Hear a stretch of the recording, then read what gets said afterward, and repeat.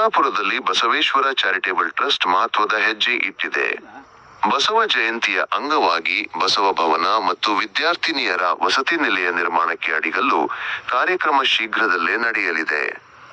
ಈ ಯೋಜನೆಗಾಗಿ 2 ಎಕರೆ ಜಮೀನು ಖರೀದಿಸಲಾಗಿದ್ದು ವಿದ್ಯಾರ್ಥಿನಿಯರ ಉನ್ನತ ಶಿಕ್ಷಣಕ್ಕೆ ಪೂರಕ ಸೌಲಭ್ಯ ಒದಗಿಸುವುದು ಟ್ರಸ್ಟ್ನ ಗುರಿಯಾಗಿದೆ.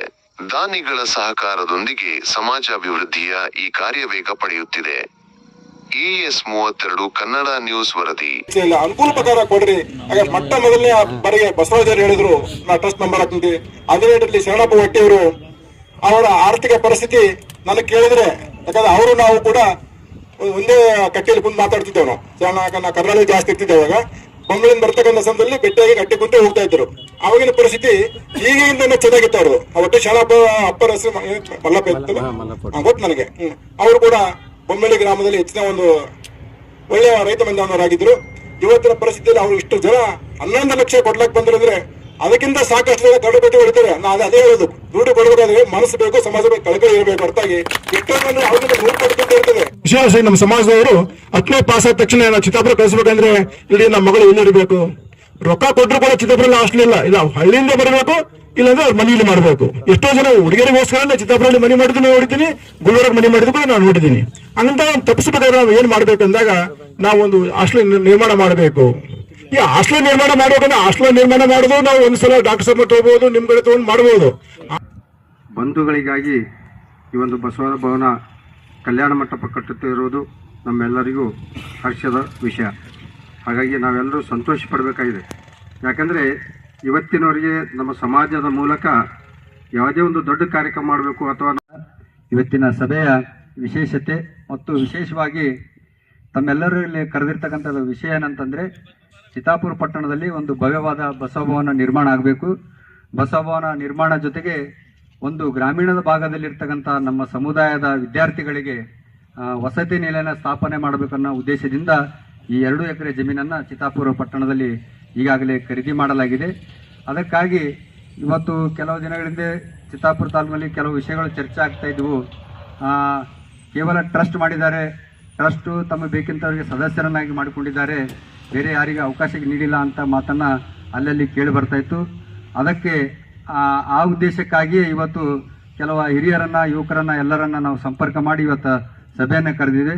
ಸಭೆಯ ಮೂಲ ಉದ್ದೇಶ ಏನಂತಂದರೆ, ಚಿತ್ತಾಪುರ ಪಟ್ಟಣದಲ್ಲಿ ಈ ಒಂದು ಬಸವಭವನ ಆಗಲಿ ಮತ್ತು ವಿದ್ಯಾರ್ಥಿ ವಸತಿ ನಿಲಯ ಆಗಲಿ ಆರಂಭ ಮಾಡಬೇಕಾದ್ರೆ ಅದಕ್ಕೆ ಟ್ರಸ್ಟ್ ಮಾಡಿದ್ದೆವು. ಅದರ ಅಧ್ಯಕ್ಷರನ್ನಾಗಿ ನಾಗರಾಜ್ ಪಾಟೀಲ್ ಕರ್ದಾಳ್ ಅವರನ್ನು ಸರ್ವಾನುಮತ ನೇಮಕ ಮಾಡಿದ್ದೆವು.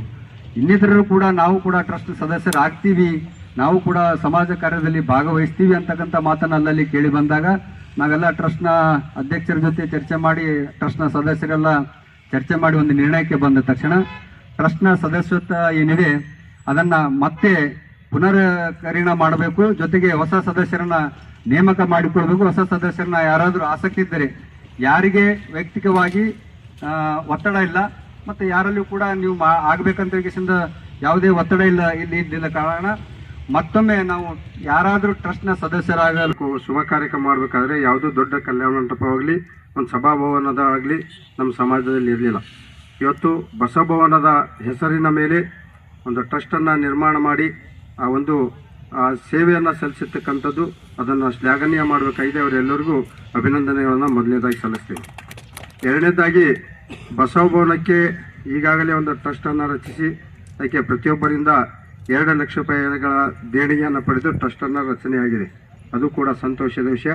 ಇನ್ನೊಂದು, ಇವತ್ತು ಮುಕ್ತವಾಗಿ ಹೇಳಿದ್ದಾರೆ, ಆ ಟ್ರಸ್ಟಿಗೆ ಯಾರ್ಯಾರು ಬರಬೇಕಾದ್ರೆ 2 ಲಕ್ಷ ರೂಪಾಯಿ ದೇಣಿಗೆಯನ್ನು ಕೊಟ್ಟು ಆ ಟ್ರಸ್ಟ್ನೊಳಗೆ ಬರಲಿಕ್ಕೆ ಅವಕಾಶ ಇದೆ ಅಂತೇಳಿ ಇವತ್ತು ಮುಕ್ತವಾಗಿ ಹೇಳಿದ್ದಾರೆ. ಹಾಗಾಗಿ ಸಮಾಜದ ಬಂಧುಗಳು, ಸಮಾಜದ ಕಳಕಳಿ ಇರ್ತಕ್ಕಂಥವರು ಯಾರ್ಯಾರು ಇದ್ದೀರಿ ಅಥವಾ ನಾವು ಆ ಟ್ರಸ್ಟ್ ಒಳಗೆ ಏನಾದರೂ ಸೇವೆ ಸಲ್ಲಿಸಲಿಕ್ಕೆ ಅವಕಾಶ ಸಿಕ್ಕಿದೆ ಅಂಥದ್ದು ಸದುಪಯೋಗವನ್ನು ನಾವೆಲ್ಲರೂ ಪಡ್ಕೊಳ್ಬೇಕಾಗಿದೆ ಅಂತೇಳಿ ಒಂದು ವಿನಂತಿಯನ್ನು ಇದೆ. ಅದೇ ರೀತಿ ನಮಗೊಂದು ವಿನಂತಿ ಹೇಳಿದ್ರು ಅವ್ರ ಪಾಪ. ಅದಕ್ಕಾಗಿ ಅವರ ಕರೆಯ ಮೇರೆಗೆ ನಾವು ಬಂದಿದ್ದೇವೆ. ಈ ಟ್ರಸ್ಟಿನ ಅಧ್ಯಕ್ಷರು ನಾಗರೆಡ್ಡಿ ಪಾಟೀಲ್ ಅವರು ಇದ್ರು ಕೂಡ ಈ ನಮ್ಮ ತಾಲೂಕಿನ ವೀರಶೈವ ಸಮುದಾಯದ ಅಧ್ಯಕ್ಷರು ನಾಗರಾಜ್ ಸಾವು ಬಂಕ್ಲಿ ಅವರು ಬಹಳ ಆಕ್ಟಿವ್ ಆಗಿದ್ದಾರೆ. ಪ್ರತಿಯೊಂದು ಈ ಒಂದು ನಮ್ಮ ತಾಲೂಕಿನ ಇಲ್ಲಿ ಲೋಕಲ್ದಲ್ಲದೆ ಪ್ರತಿ ಗ್ರಾಮದವರು ಕೂಡ ಸ್ಪಂದಿಸತಕ್ಕಂತ ವ್ಯಕ್ತಿ ಇಲ್ಲಿ ತನ ಅಧ್ಯಕ್ಷರಾಗಿ ಯಾರಾದರೂ ಸ್ಪಂದನೆ ಮಾಡಿದಾರೋ ಬಿಟ್ಟಿದಾರೋ ಗೊತ್ತಿಲ್ಲ. ಈಗ ನಮ್ಮ ಯುವ ಮಿತ್ರರಾದಂತ ನಾಗರಾಜ್ ಬಂಕ್ರಿಯವರು ಸ್ಪಂದಿಸಿದ್ದಾರೆ. ಸತ್ಯದ ಧ್ವನಿ, ಜನರ ನಂಬಿಕೆ. ಇದು ನಿಮ್ಮ AS 32 ಕನ್ನಡ ನ್ಯೂಸ್. ರಾಜ್ಯ, ದೇಶ ಹಾಗೂ ಸ್ಥಳೀಯ ಸುದ್ದಿಗಳನ್ನು ವೇಗವಾಗಿ ಮತ್ತು ನಿಖರವಾಗಿ ನಿಮ್ಮ ಮುಂದೆ ತರುವ ವಿಶ್ವಾಸಾರ್ಹ ಸುದ್ದಿವಾಹಿನಿ. ನೋಡಿ AS 32 ಕನ್ನಡ ನ್ಯೂಸ್. ನಮ್ಮ ಚಾನೆಲ್ಗೆ ಲೈಕ್ ಮಾಡಿ, ಸಬ್ಸ್ಕ್ರೈಬ್ ಮಾಡಿ ಮತ್ತು ಶೇರ್ ಮಾಡಿ.